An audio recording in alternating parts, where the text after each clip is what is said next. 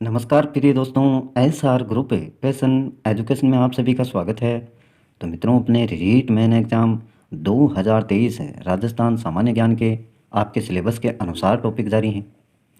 और आज देखते हैं मित्रों, राजस्थान के जो धार्मिक आंदोलन हैं उनको अच्छे से देखने वाले हैं। देखिए, ये टॉपिक दिया हुआ है आपके सिलेबस में, राजस्थान के धार्मिक आंदोलन। ये आपका द्वितीय लेवल का मित्रों सिलेबस है। अध्यापक लेवल द्वितीय कक्षा 6 से 8 तक के लिए भूगोल वाला पार्ट आपका कंप्लीट हो चुका है। और मित्रों, सेम टॉपिक हैं, चाहे लेवल फर्स्ट की बात करें या लेवल सेकंड की, ज़्यादा अंतर नहीं है कुछ। तो लेवल फर्स्ट वाले भी देखते रहे मित्रों। इतिहास एवं संस्कृति से जुड़ा हुआ अपना टॉपिक इसमें से देखे जा रहे हैं। और लास्ट टाइम में आपने जो राजस्थान की सांस्कृतिक परंपरा है एवं विरासत यहाँ तक पढ़ लिया था। ऊपर वाले जितने भी टॉपिक हैं मित्रों, ये सभी अच्छे से कंप्लीट करवा दिए गए हैं आपके। और इसी में आगे दे रखा है आपके राजस्थान के धार्मिक आंदोलन, प्रमुख संत एवं लोक देवता। तो प्रमुख संत हैं, इसको अलग से पढ़ेंगे मित्रों। लोक देवता आपके जो भी हैं, लोक देवियाँ देवता, सबके बारे में अच्छे से देखेंगे। ये अलग अलग टॉपिक लेंगे अपन। आज देखते हैं मित्रों राजस्थान के धार्मिक आंदोलन। और मित्रों, वीडियो अगर ज़रा सा भी पसंद आता है आपको तो लाइक करें, अपने मित्रों के साथ में शेयर करें। और चैनल को सब्सक्राइब नहीं किया है तो प्लीज़ सब्सक्राइब कर लें, जिससे आने वाले प्रत्येक वीडियो के नोटिफिकेशन आपको लगातार मिलते रहें। और आगामी जितनी भी प्रतियोगिताएं जिसमें राजस्थान सामान्य ज्ञान जुड़ा हुआ है, तो उसमें आपको अच्छे से सफलता मिल सके। देखिए मित्रों, आज का खास टॉपिक है राजस्थान में धार्मिक आंदोलन और धर्म संस्कृतियाँ। देखिए क्या दिया हुआ है।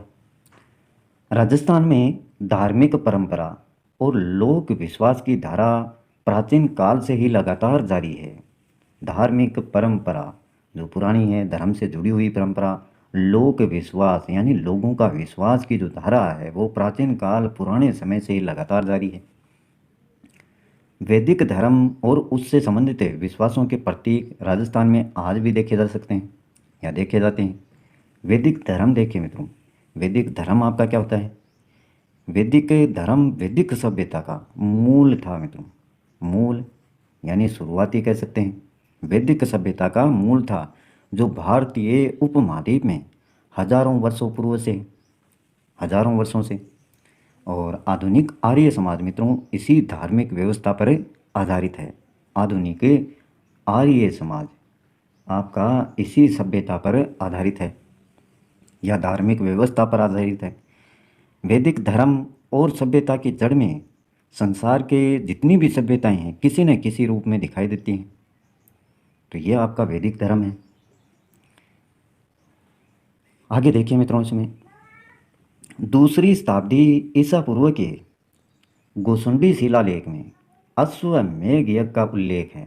गोसुंडी शिलालेख, ये मित्रों हाथीवाड़ा गोसुंडी, हाथीवाड़ा गोसुंडी भी इसको बोलते हैं, गोसुंडी शिलालेख को। और है कहाँ पर मित्रों ये गोसुंडी शिलालेख? ये मित्रों चित्तौड़गढ़ में, आपका कहाँ पर, चित्तौड़गढ़ में।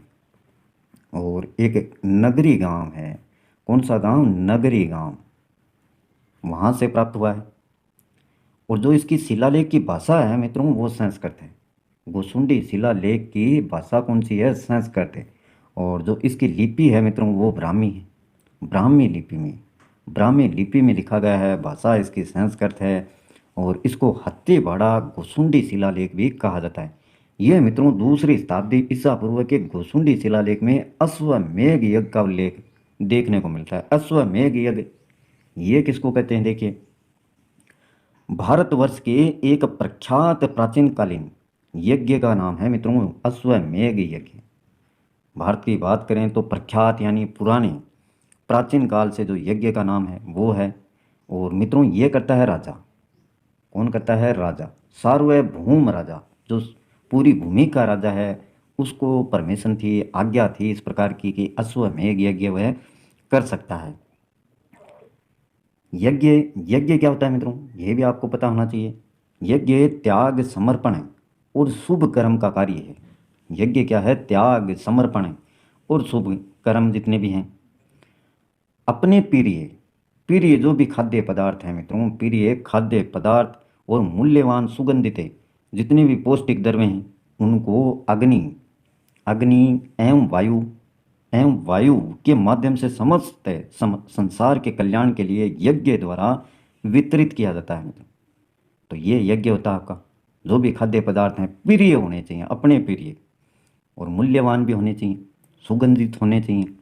उनको क्या करते हैं, अग्नि एवं वायु के माध्यम से समस्त संसार के कल्याण के लिए राजा यज्ञ करता है।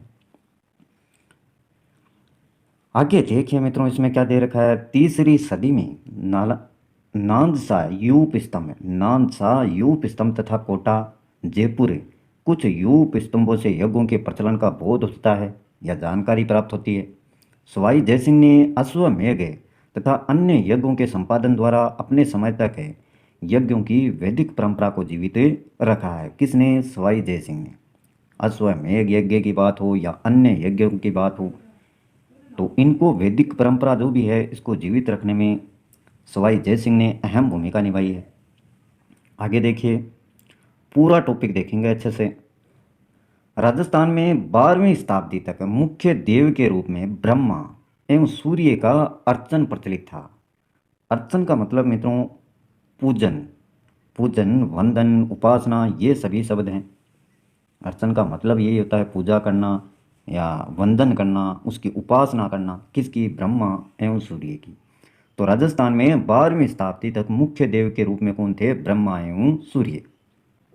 इनकी उपासनाएं की जाती थी। अनेक स्रोतों से विदित होता है, जानकारी प्राप्त होती है मित्रों कि राजस्थान में शैव धर्म का अनेक राजवंशों पर प्रभाव था।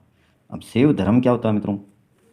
जो भी भगवान शिव की पूजा करने वाले हैं, उनको मानने वाले हैं, वो शैव धर्म से संबंधित थे। अनेक राजवंशों पर उनका प्रभाव था शैव धर्म का, जिनमें मेवाड़ और मारवाड़ रियासत प्रमुख हैं। तो ये याद रखेंगे, शैव धर्म का जो प्रभाव था कौन सी रियासतों पर था? मेवाड़ और मारवाड़ रियासत पर। और अनेक राजवंशों पर भी प्रभाव देखने को मिलता है। लक्कू लीस और नाथ संप्रदाय के आचार्यों ने अपने चमत्कार के प्रभाव से मेवाड़ और मारवाड़ राज परिवार पर क्रमशः प्रभाव स्थापित करने में सफलता प्राप्त की। किसने? लक्कू लीस और नाथ संप्रदाय के आचार्यों ने अपने चमत्कार के प्रभाव से किस पर? मेवाड़ और मारवाड़ राज परिवार पर क्रमशः प्रभाव स्थापित करने में सफलता प्राप्त की, और जिसके परिणाम स्वरूप मेवाड़ के महाराणा श्री एकलिंग जी को ही अपने राज्य का स्वामी और स्वयं को उनका दीवान मानते थे। वहीं मारवाड़ के मान सिंह के समय नाथों का शासन कार्य में बड़ा हाथ रहा है। मारवाड़ के मान सिंह के समय किसका? नाथों का शासन कार्य में बड़ा हाथ रहा है। मान सिंह ने मित्रों जोधपुर में नाथों की प्रसिद्ध पीठ महामंदिर का निर्माण करवाया था। किसने करवाया? मान सिंह ने करवाया था। कहाँ पर? जो महामंदिर का निर्माण करवाया जोधपुर में, नाथों की प्रसिद्ध पीठ। मध्यकालीन राजस्थान में अनेक रूपों में शक्ति की उपासना प्रचलित थी मध्यकालीन में, जिसके प्रमाण ओसियां का सतिया माता मंदिर, चित्तौड़ का कालिका मंदिर के रूप में देखे जा सकते हैं। तो ये प्रमाण मिले हैं मित्रों, जो शक्ति की उपासना प्रचलित थी मध्यकालीन राजस्थान में, और मान सिंह ने जोधपुर में नाथों के प्रसिद्ध पीठ महामंदिर का निर्माण करवाया था। ये शुरुआती बातें हैं। राजस्थान के अनेक राजवंशों ने तो शक्ति पर विश्वास कर उसे कुल देवी के रूप में स्वीकार कर लिया था। अनेक राजवंशों ने तो शक्ति पर विश्वास करके उसे कुल देवी के रूप में स्वीकार कर लिया। बीकानेर राज परिवार कर्णी माता, जोधपुर नागणेची माता, सिसोदिया नरेश बाण माता, कछवा राजवंश अन्नपूर्णा माता के आज भी परम भक्त हैं। तो जो नगर है मित्रों, बीकानेर है वो कर्णी माता के लिए, जोधपुर नागणेची माता, सिसोदिया नरेश बाण माता, कछवा राजवंश अन्नपूर्णा माता के आज भी क्या हैं? परम भक्त हैं वहाँ के लोग। और पुराने समय में भी राजा महाराजा परम भक्त माने जाते हैं। अब देखिए राजस्थान में वैष्णव धर्म, विष्णु से जुड़ा हुआ धर्म, वैष्णव धर्म। राजस्थान में वैष्णव धर्म का सर्वप्रथम उल्लेख द्वितीय शताब्दी ईसा पूर्व के गोसुंडी के शिलालेख में मिलता है मित्रों। गोसुंडी के शिलालेख में मिलता है किसका? वैष्णव धर्म का सर्वप्रथम उल्लेख। याद रखेंगे मित्रों, द्वितीय शताब्दी ईसा पूर्व के गोसुंडी के लेख में वैष्णव धर्म का उल्लेख। राजस्थान में वैष्णव धर्म के प्रमाण के रूप में महाराणा कुंभा के समय में खड़िया गांव में कृष्ण मंदिर, चित्तौड़गढ़ तथा कुंभलगढ़ में कुंभ श्याम मंदिर, उदयपुर में जगदीश मंदिर, नाथ द्वारा का श्री नाथ जी मंदिर और जोधपुर का घनश्याम जी मंदिर उल्लेख करने योग्य हैं। नारी संत के रूप में मीरा अपने समय की कृष्ण भक्ति की क्या है? अनुपम उदाहरण है, जिसने कृष्ण की भक्ति की। मीरा बीकानेर के पृथ्वीराज तथा जोधपुर के विजय सिंह और किशनगढ़ के नागरीदास अपने समय के कृष्ण भक्तों में प्रमुख स्थान है। मीरा के अलावा ये भी ध्यान में रखेंगे, बीकानेर के पृथ्वीराज, जोधपुर के विजय सिंह और किशनगढ़ के नागरीदास अपने समय के कृष्ण भक्तों में क्या है? प्रमुख स्थान रखते हैं। कृष्ण भक्ति के साथ राम भक्ति भी राजस्थान में सम्मानित पद प्राप्त किए हुए थी। राम भक्ति और कछुआ शासक स्वयं को रघुवंश तिलक कहते थे। स्वयं को क्या कहते थे? रघुवंश तिलक। याद रखेंगे कछुआ शासक। वैष्णव धर्म के बाद में मित्रों राजस्थान में जैन धर्म देखिए। राजस्थान में जैन धर्म वैश्यों में अधिक प्रचलित रहा है। हालांकि यहाँ के शासक जैन अनुयायी नहीं रहे हैं, परंतु उन्होंने इस धर्म को सहिष्णुता दृष्टि से देखा है। सहिष्णुता देखिए मित्रों, सहिष्णुता का मतलब होता है सहनशीलता की दृष्टि से देखा है धर्म को। हालांकि अनुयायी नहीं रहे हैं। जैसलमेर, नाडोल, आमेर, धुलेव, रणकपुर, आबू सिरोही आदि स्थानों पर जैन तीर्थंकरों की मूर्तियां एवं जैन धर्म की प्रभावना से संबंधित अनेक शिलालेख उपलब्ध हैं, जो जैन धर्म के राजस्थान में होने वाली प्रगति पर प्रकाश डालते हैं। तो ये कहाँ कहाँ शिलालेख प्राप्त हुए इनको आपको ध्यान में रखना है। देख लीजिए एक बार फिर से, जैसलमेर, नाडोल, आमेर, धुलेव, रणकपुर, आबू सिरोही आदि स्थानों पर मित्रों जैन तीर्थंकरों की मूर्तियां और जैन धर्म की प्रभावना से संबंधित अनेक शिलालेख उपलब्ध हुए हैं। आगे देखिए, राजस्थान को जैन धर्म की सबसे बड़ी देन यह है कि इस धर्म के अनेक विद्वानों ने सहस्त्रों की संख्या में हस्तलिखित ग्रंथों को लिखा है। हाथ से लिखे हुए ग्रंथों को लिखा है, जिनमें निहित ज्ञान हमारे लिए आज भी एक बड़ी निधि है। जैन धर्म के बाद में देखिए मित्रों राजस्थान में इस्लाम धर्म राजस्थान में 12वीं शताब्दी में अधिक प्रगतिशील बना। कौन सी शताब्दी में? 12वीं शताब्दी में अधिक प्रगति की किसने? इस्लाम धर्म ने। प्रसिद्ध सूफी संत ख्वाजा मोइनुद्दीन हसन चिश्ती मोहम्मद गौरी के आक्रमणों के दौरान पृथ्वीराज चौहान तृतीय के शासनकाल में भारत आए थे। तो ये भी ध्यान में रखना है, प्रसिद्ध सूफी संत ख्वाजा मोइनुद्दीन हसन चिश्ती मोहम्मद गौरी के जब आक्रमण हो रहे थे पृथ्वीराज चौहान तृतीय के शासनकाल में, उस समय ख्वाजा मोइनुद्दीन हसन चिश्ती भारत आए थे। इन्होंने मित्रों अजमेर को अपना केंद्र बनाया, जहां से इसका जालोर, नागौर, मांडल, चित्तौड़ आदि स्थानों पर प्रसार हुआ। और नागौर में प्रसिद्ध सूफी संत हामिदुद्दीन नागौरी की दरगाह है। कहाँ पर है? नागौर में प्रसिद्ध सूफी संत हामिदुद्दीन नागौरी की दरगाह। याद रखेंगे, कभी कभी सीधा क्वेश्चन भी पूछ लिया जाता है, हामिदुद्दीन नागौरी की दरगाह कहाँ पर है? तो नागौर में प्रसिद्ध है मित्रों, और जो अजमेर के बाद राजस्थान में इस्लाम के प्रमुख केंद्र के रूप में विख्यात है। सूफी संतों ने अपने चारित्रिक बल से मध्ययुगीन धार्मिक आक्रोश को कम करने में सफलता पाई। इतना ही नहीं, राजस्थान के अनेक शासकों द्वारा मस्जिदों को अनुदान दिए जाने के उल्लेख भी मिलते हैं। जो भी मस्जिदें हैं उनको अनुदान दिए जाने के रुपए पैसे। अजमेर की दरगाह शरीफ को अजीत सिंह और जगत सिंह द्वारा गांवों को भेंट के रूप में दिए जाने के वर्णन मिलते हैं। अजमेर की दरगाह शरीफ अजीत सिंह जगत सिंह द्वारा गांवों को भेंट के रूप में दिए जाने के वर्णन मिलते हैं, जिसके परिणाम स्वरूप राजस्थान में 18वीं शताब्दी तक हिंदू मुस्लिम वैमनस्य का विशेष रूप नजर आया। वैमनस्य मित्रों मानसिक शैथिल्य को कहते हैं, या उदासीपन या मानसिक शैथिल्य। राजस्थान में 18वीं शताब्दी तक हिंदू मुस्लिम वैमनस्य का विशेष रूप नजर आया। रूप नजरे नहीं आया। मानसिक शैथिल्य का वैमनस्य याद रखेंगे इसको। इसी में मित्रों राजस्थान के लोक देवता, ये अलग से टॉपिक अपन करेंगे, अच्छे से कवर करेंगे इसको, लेकिन थोड़ा देख लीजिए। राजस्थान के लोक मानस में लोक देवों के रूप में एक नई प्रवृत्ति दिखाई देती है।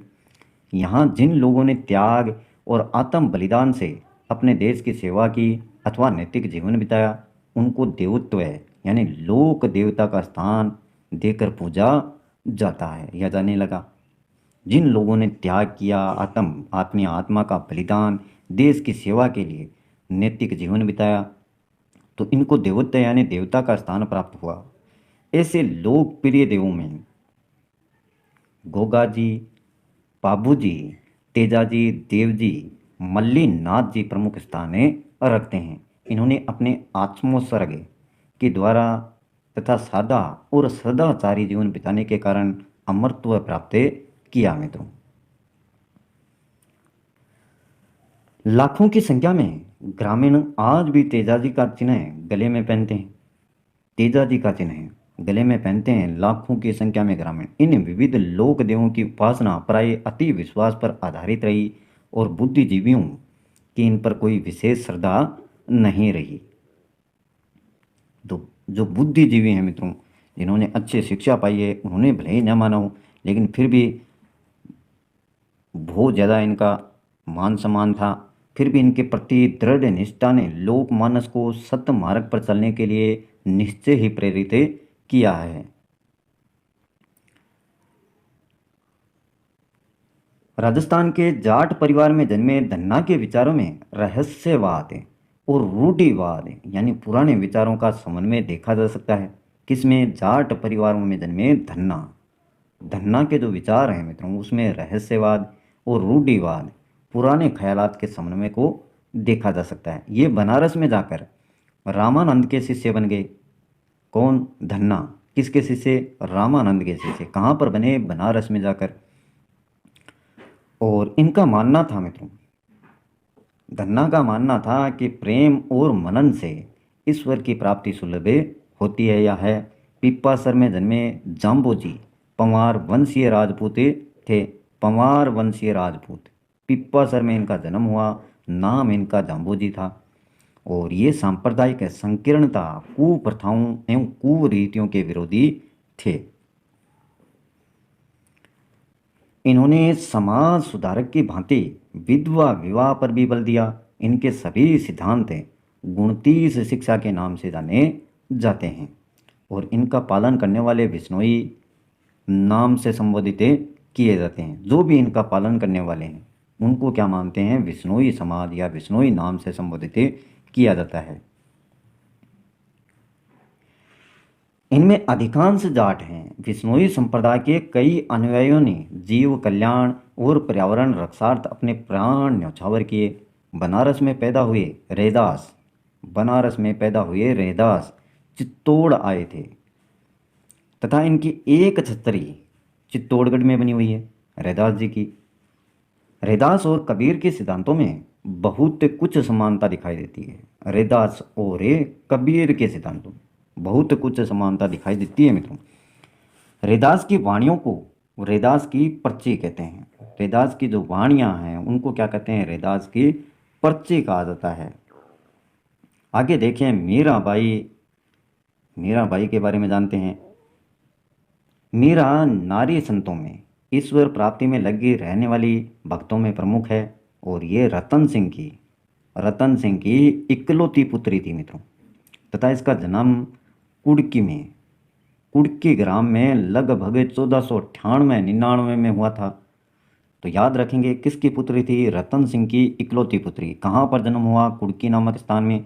यहाँ से क्वेश्चन पूछ लिए जाते हैं, बहुत बार पूछे गए हैं। 1498-99 में इनका जन्म हुआ था मित्रों। और नारी संतों में प्रमुख हैं, भक्तों में, ईश्वर प्राप्ति में जो लगी हैं। आगे देखिए मीरा के बारे में। मीरा का विवाह मेवाड़ के सांगा के ज्येष्ठ पुत्र भोजराज के साथ हुआ था, परंतु भोजराज की शीघ्र ही मृत्यु हो जाने से मीरा पर दुखों का पहाड़ टूट पड़ा। तो समय मृत्यु हो गई मित्रों, बहुत ही शीघ्र या जल्दी कह सकते हैं। तो दुखों का पहाड़ मीरा पर टूटा। मीरा के स्वतंत्र विचार और संत संगति मेवाड़ राज परिवार के लिए असहाय थे। मीरा के जीवन से कुछ कथानक जुड़े हुए हैं, जैसे जहर पीने के लिए विवश करना, सांप से कटवाना,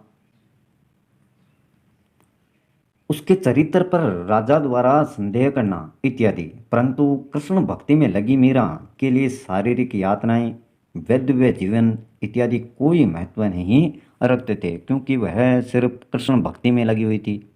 इन बातों की कोई परवाह नहीं करती थी। हालांकि काफ़ी प्रताड़ित किया गया, जहर पीने के लिए विवश किया गया, सांप से कटवाया गया, और उसका जो चरित्र है मित्रों उस पर भी संदेह किया गया, क्योंकि विधवा थी, जल्दी भोजराज की मृत्यु हो गई थी।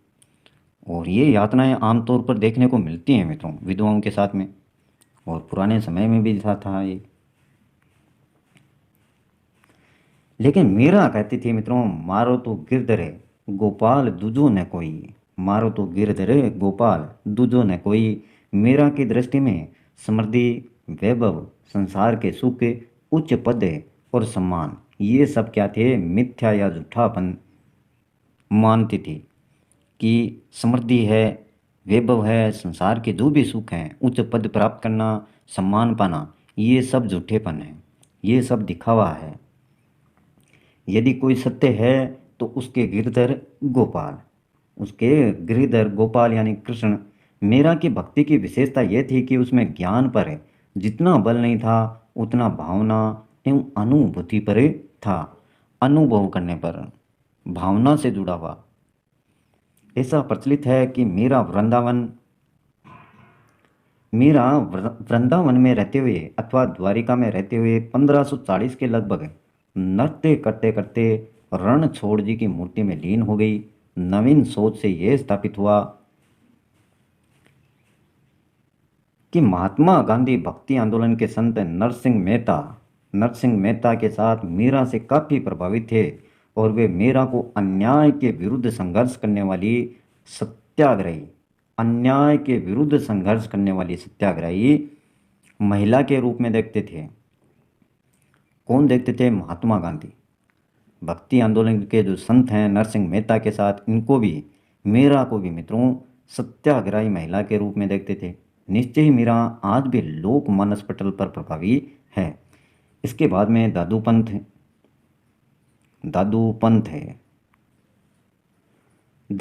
के प्रवर्तक हैं। दादू धर्म संबंधी स्वतंत्र विचारकों में प्रमुख संत हैं।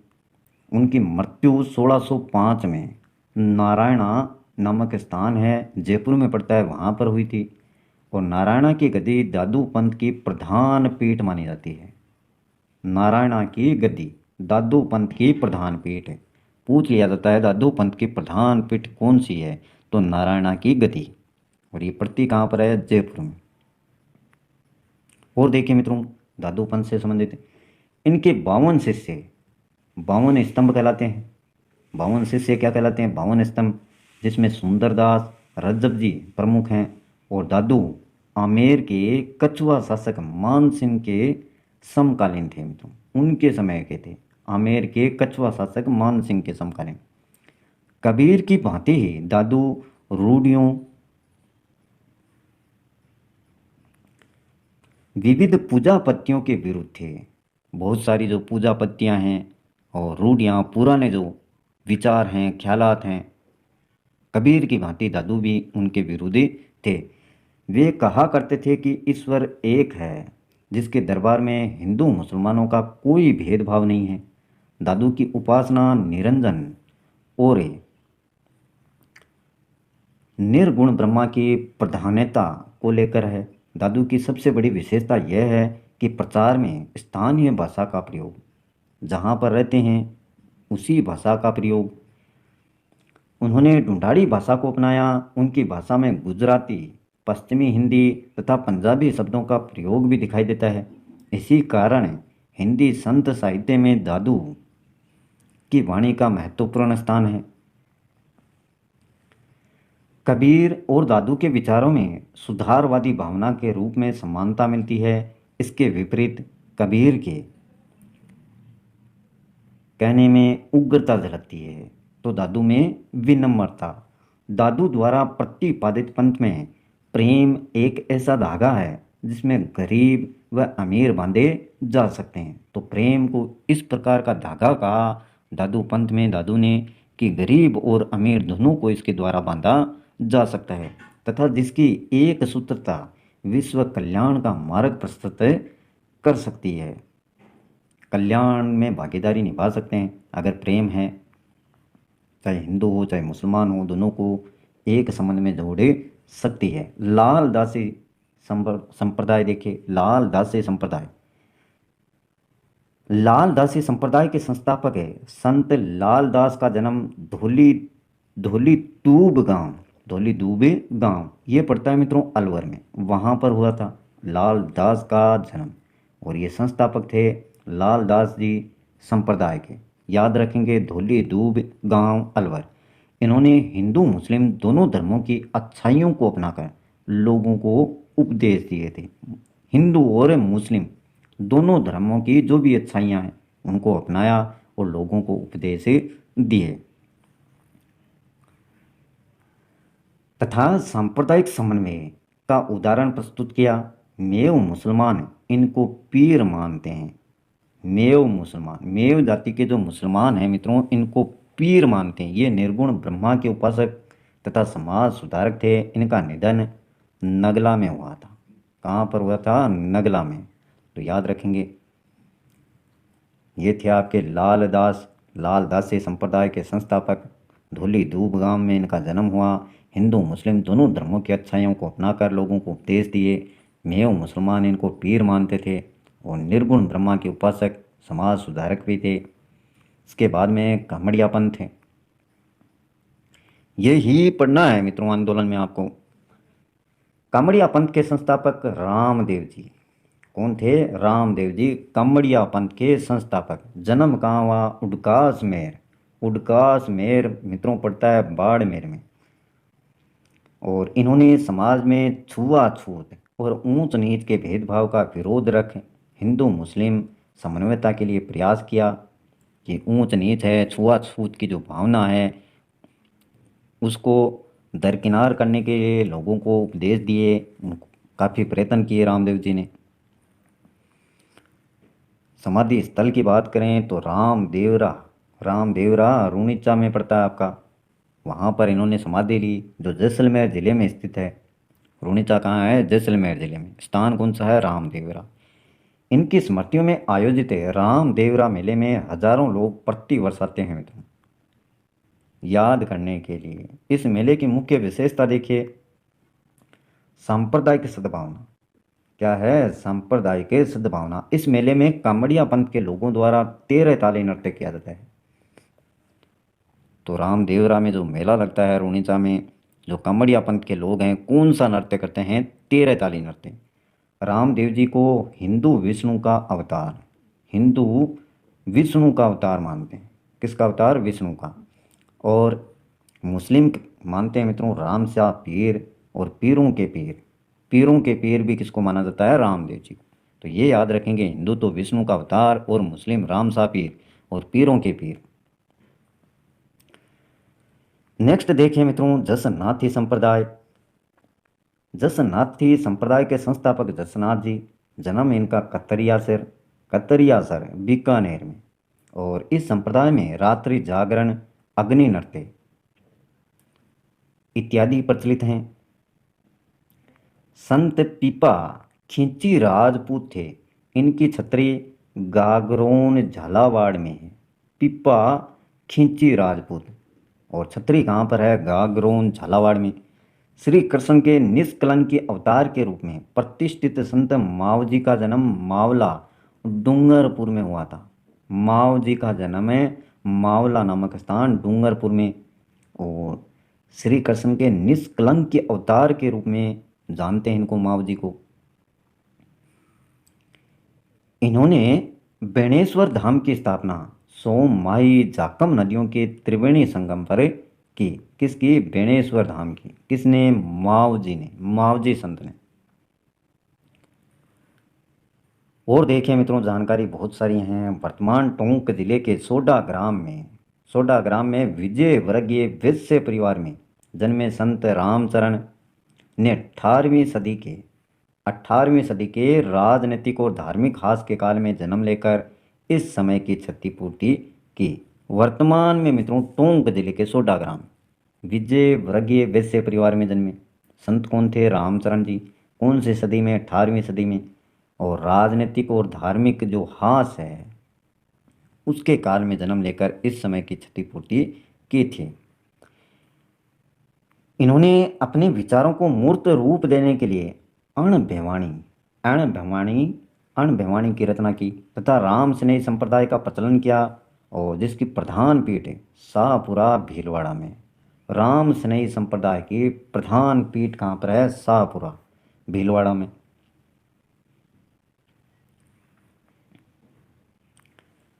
उन्होंने अपने अनुयायियों को राम नाम का मंत्र देकर मानवता का संदेश दूर दूर तक फैलाया।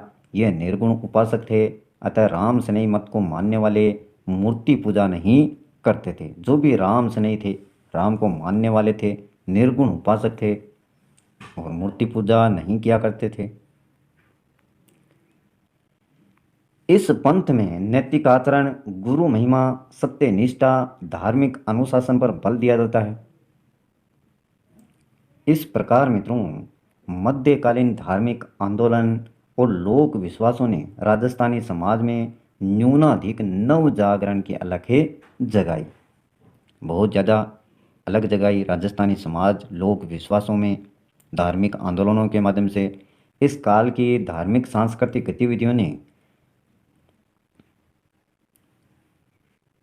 गतिविधियों ने सभी हिंदू और दलित जाति को एक वर्ग में मानकर पंथों की सीमाएं बनाई, जिससे विधर्मी होने का अवसर कम हो गए। विधर्मी, जिनका कोई धर्म नहीं हो, दूसरा धर्म हो, और भारतीय जनता एक सूत्र में बंधी रह गई। यहाँ तक कि कई पंथों ने तो हिंदू मुसलमानों को के जो भेदभाव हैं उनको अस्वीकृत कर चेतना के स्वर को नव आयाम प्रदान किया।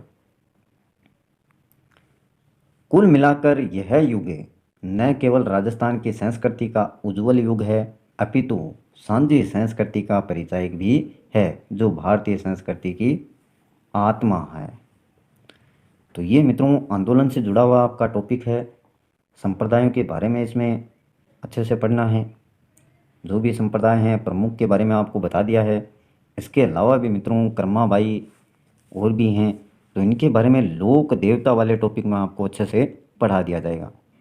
संप्रदाय अच्छे से पढ़ें आंदोलनों में, और जो भी प्रमुख संत हैं उनके बारे में